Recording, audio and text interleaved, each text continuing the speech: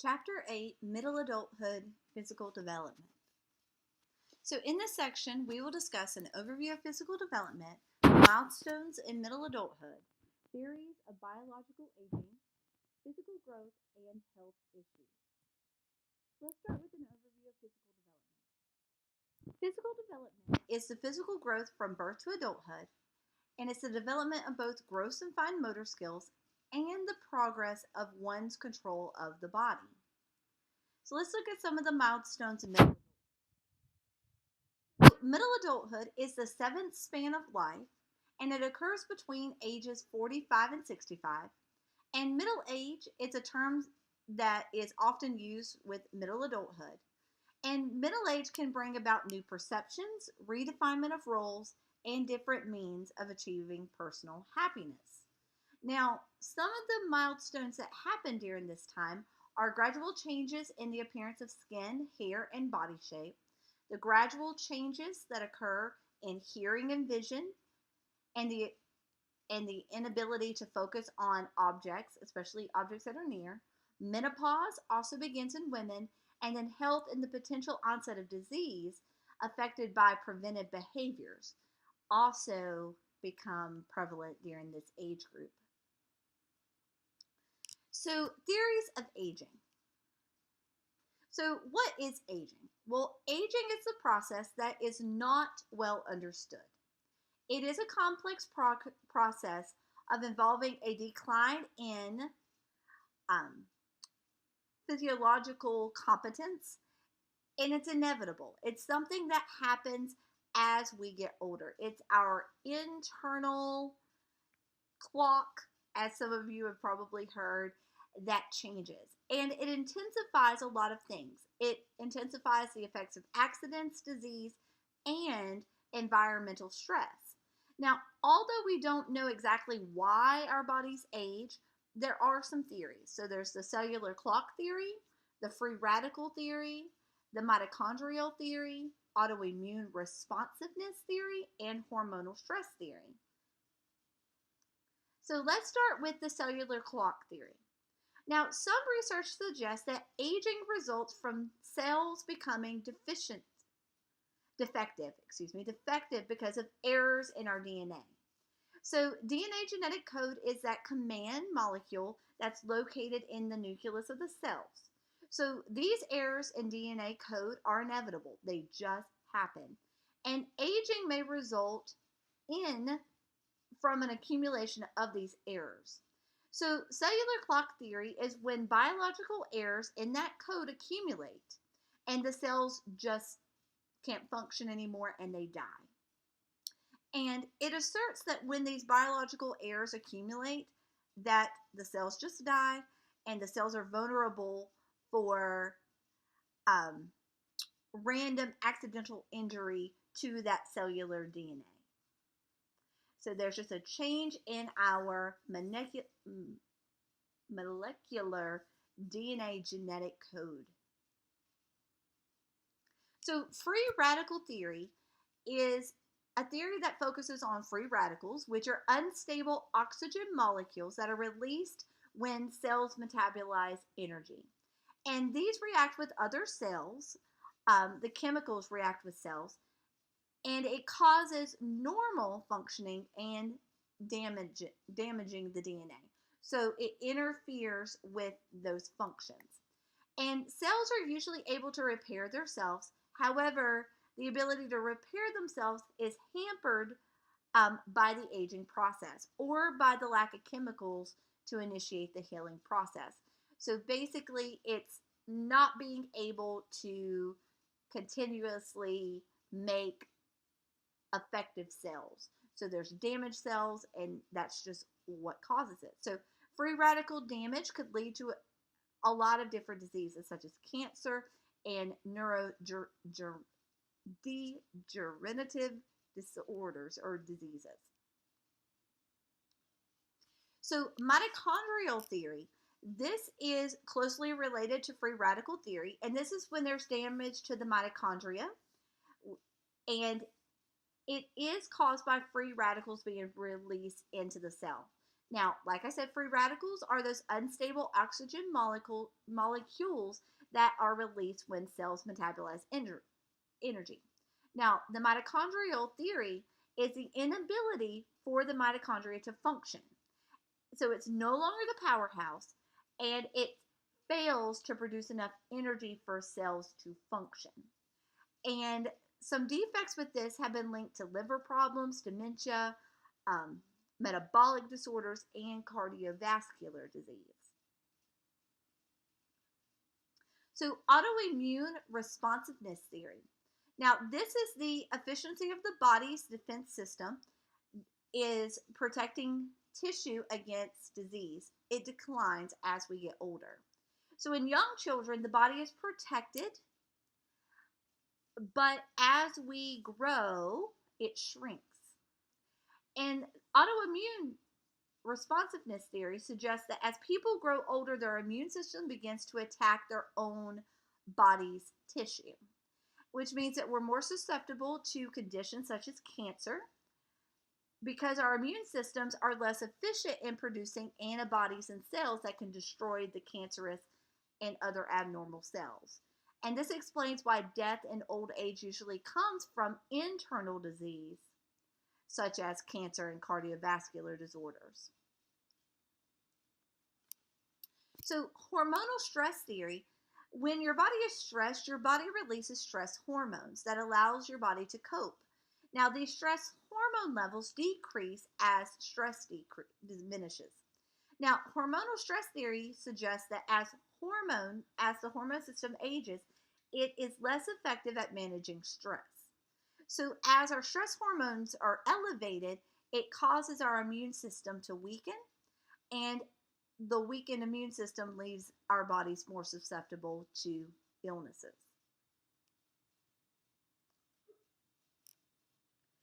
So we're going to pause and process, go back and refer to the slides as needed to address these questions.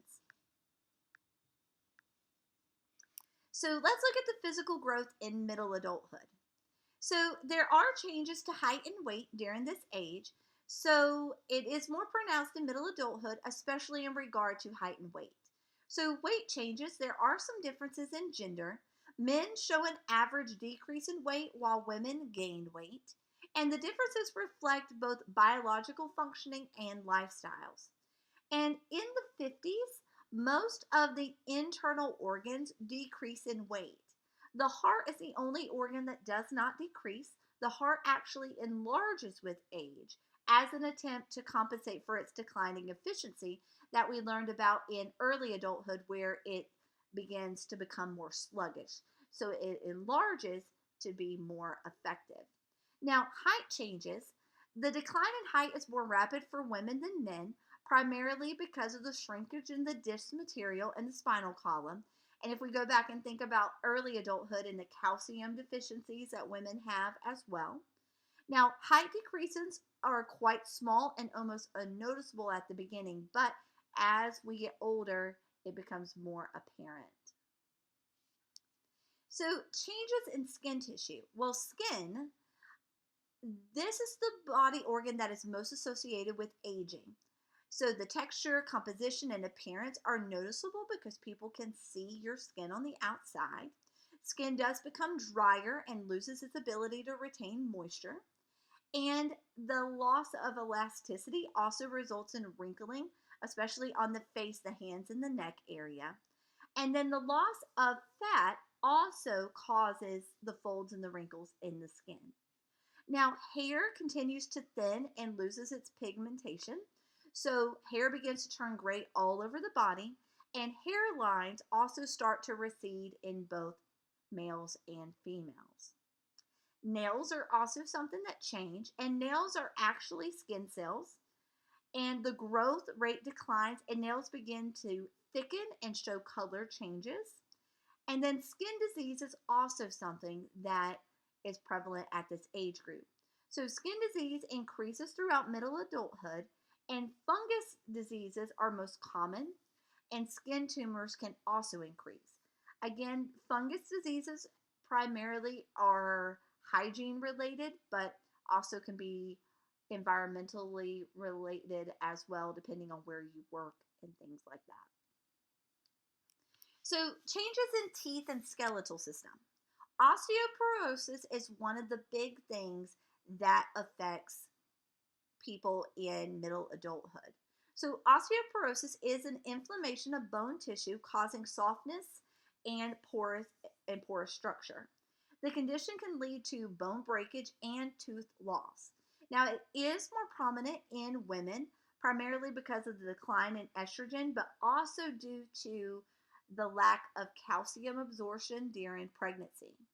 There is a gradual decrease in the rate by which new bones are formed, and bone absorption continues at a normal rate.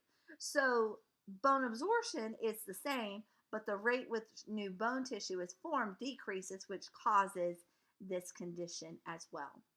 Deficiencies in calcium and vitamin D contribute as well, especially when it comes to increased weight bearing.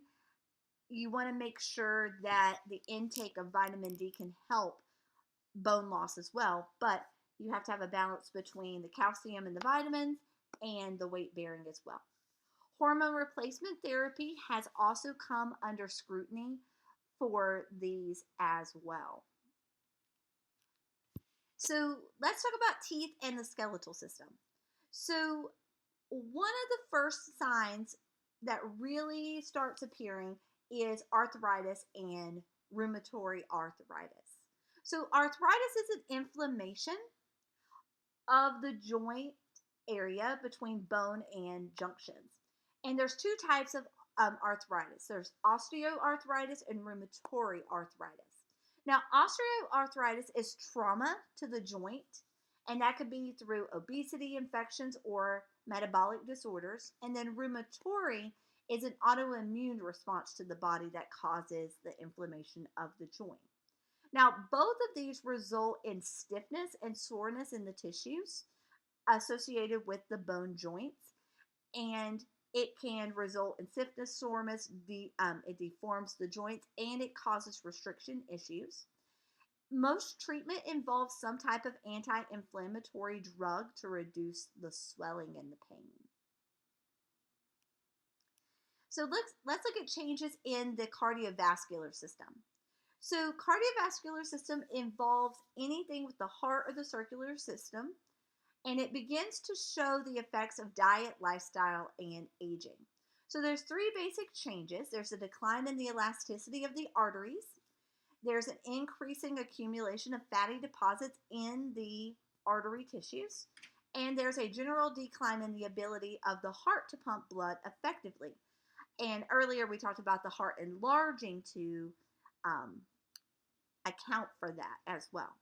Now, there's two major abnormalities of the cardiovascular system that appear, which is arteriosclerosis, which is a cardiovascular disease where there's plaques of fatty material form in the artery walls, and especially in the heart. And this can lead to blockage and the possibility of clots. And it causes heart attacks and strokes. So you can kind of see what this kind of looks like, what the blockage would look like. So there's the beginning of it. This would be like the normal, little bit advanced, and then completely blocked, and nothing can go through, so the heart can't pump. And then there's arteriosclerosis, which is a condition usually occurring in advanced cases of arteriosclerosis, in which there's a general loss in the elasticity. Now, the end result is high blood pressure and hypertension. And hypertension, like we talked about before, is the abnormally high blood pressure caused by the constriction in the arteries. And it increases kidney damage, heart failure, and brain damage due to strokes. And now cardiovascular conditions can be largely controlled through diet, exercise, and drug therapies. So this is where all that extra fat we may have accumulated in our earlier years is starting to catch up with us when it comes to the blockages. There's also changes in the digestive system. So some common digestive disturbances are things like intestinal obstructions due to colitis, absorption problems, gallstones, ulcers, and hemorrhoids. And gallstones, ulcers, and hemorrhoids can result from poor diet, but also from stress. And then diabetes also increases dramatically in middle adulthood. So, diabetes is the failure of the pancreas gland to create insulin or have the adequate amount of insulin needed to metabolize sugars. And the tendency for diabetics is genetic, but it's also partly diet and with obesity. And it all kind of depends on what type of diabetes the person has. If they have type 1, which is an autoimmune disease, or insulin resistant, which is type 2. So type 1 is when the pancreas no longer produces insulin, and diet, exercise, or lifestyle changes cannot reverse it. And it's also where the beta cells have been destroyed, and the person is dependent on insulin for the rest of their life because the pancreas no longer produces it. Type 2, on the other hand, this is when the pancreas doesn't produce enough insulin or the body is resistant. Diet, exercise, and medications can help with this. And the beta cells aren't all destroyed, they're deteriorating. And injections may be needed. So this is where insulin shots come in, or insulin pumps may come in. There's also changes to the reproductive system, and both men and women experience these differently. So it's the changes in the reproductive organs and sexual functioning.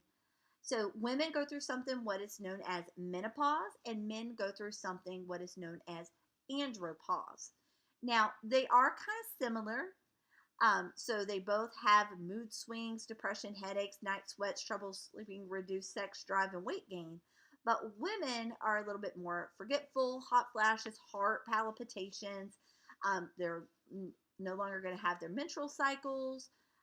There's a lot of things involved. Men, bone loss, erectile dysfunction, muscle loss, decreased energy, lack of focus, and motivation.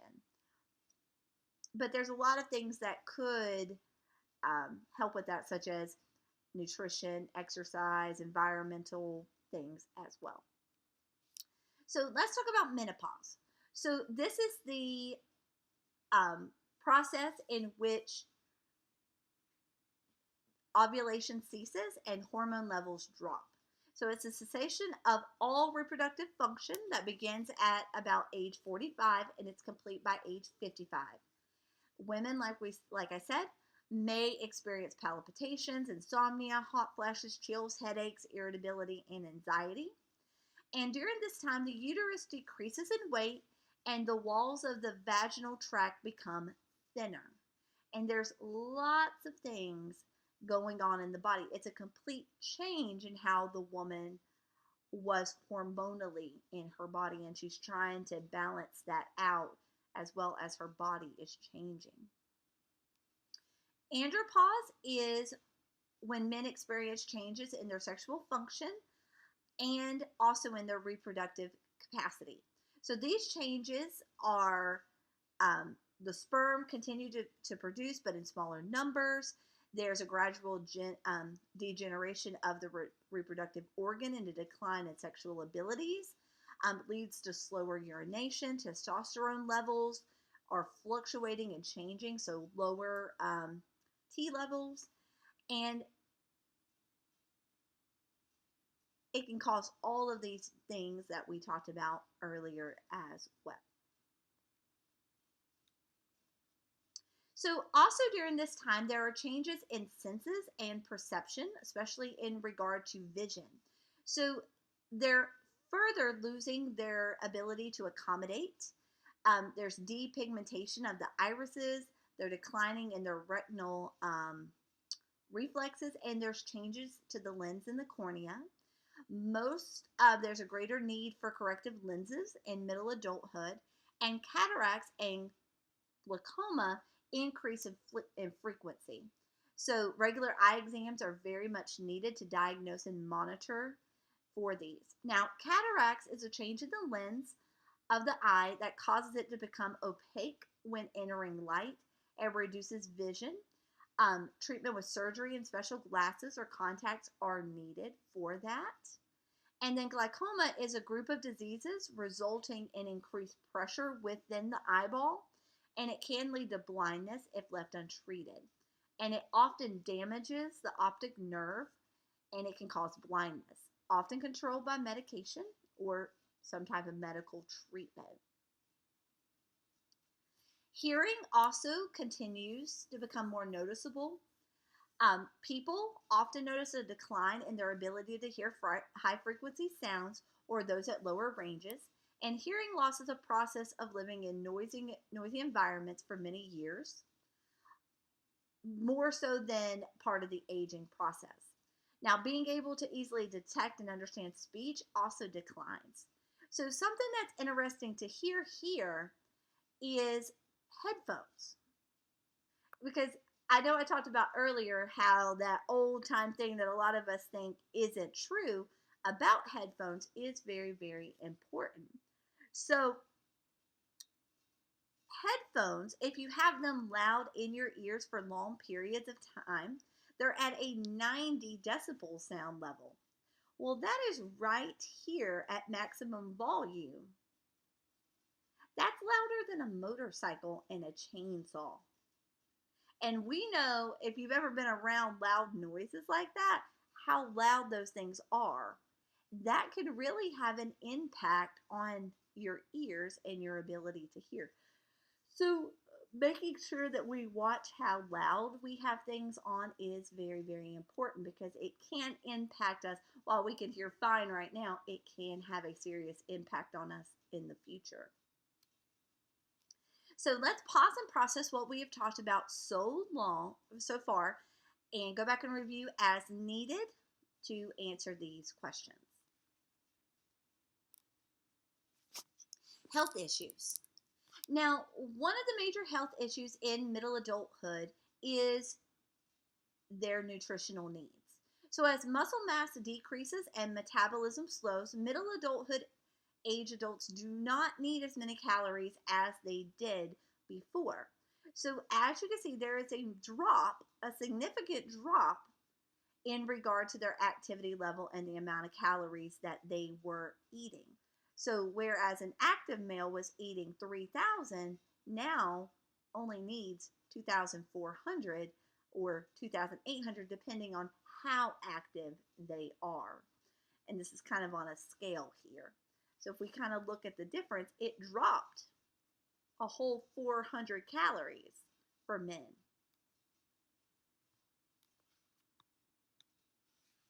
So some physical health concerns. Most people enjoy satisfactory health and well-being during middle adulthood, but health problems are inevitable as they get older, especially when it comes to the effects of chronic stress, diet, lifestyle, and just the wear and tear of life. Common reasons for them to go to doctor visits are things like stomach pain and cramp, back pain, and hypertension. And doctor visits do begin to increase in middle adulthood because people begin to worry about their health and decide that they want to monitor it more fully. Mental health is also another thing that becomes prevalent in middle adulthood as well. And they still have the ones from early, but now coming into this age group, post-traumatic stress disorder is one that is very common at this age group. Now, PTSD is a type of anxiety disorder in response to witnessing or experiencing a traumatic or terrifying event. Now, this could be a sexual assault, a life-threatening illness, a murder, going to war, seeing an accident. And the thing about PTSD is that it doesn't necessarily appear right after it happened. But once it manifests, it can last for a long time, and it can affect people and their ability to function in a daily life. Now, anyone can experience PTSD. However, people in armed services do have a greater chance for it because of the events and the things that they may have seen. And you can see the difference between women and men. The number one thing is rape, and then men it goes to combat exposure, whereas women it's still more sexual in nature, physical attack, and then for men it's more childhood related, and then being threatened with a weapon for women. So there are three symptoms of PTSD. There's re-experiencing the event, and that could be through nightmares or flashbacks. Avoidance would be where they are socially withdrawn and they avoid situations, especially if it's where the event took place. And then hyperarousal is when they experience of being alert and waiting for it to happen again. So they may always be on guard, or they may um, run away if they see something that makes them think about it. But there's lots of things that can help with it. But like I said, they don't necessarily, PTSD doesn't necessarily happen right away. It could be something that triggers them to think about it again, and then they can't get it off their mind later. And with their way of thinking in adulthood, they're more out to think and ponder about it. But there's lots of things that can help. So, counseling, yoga, um, there's assisted therapy, medication. There's lots of things that can help overcome it. So, exercise is something that is still very important in middle adulthood. However, people do become more sedentary as they grow older because um, of their decreased physical abilities. But maintaining an active lifestyle is important. It just may not be what it was when you were younger. So it prevents excess weight gain, it keeps your joints and your muscles limber, and it aids in cardiovascular response.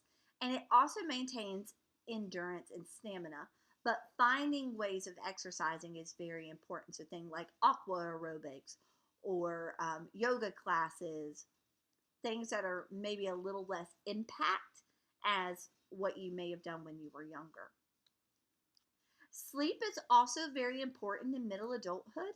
Sleep is important for all age ranges, but sleep problems may develop and can interfere with cognitive, mental, and physical health, especially cognitive if they never hit that REM cycle. Now, sleep problems might include falling asleep, having wakeful periods during the night, or decreased amounts of the deepest REM sleep. And all of these can result in being tired the next day, and sleep deprivation can also decrease all processes, so cognitive, physical, and mental. Now, to improve sleep, limiting caffeine and alcohol consumption near bedtime is very important. Exercising daily and controlling your stress levels and finding ways to alleviate that stress. So, we're going to stop and we're going to process once again what we have covered so far. And that is the end of this section.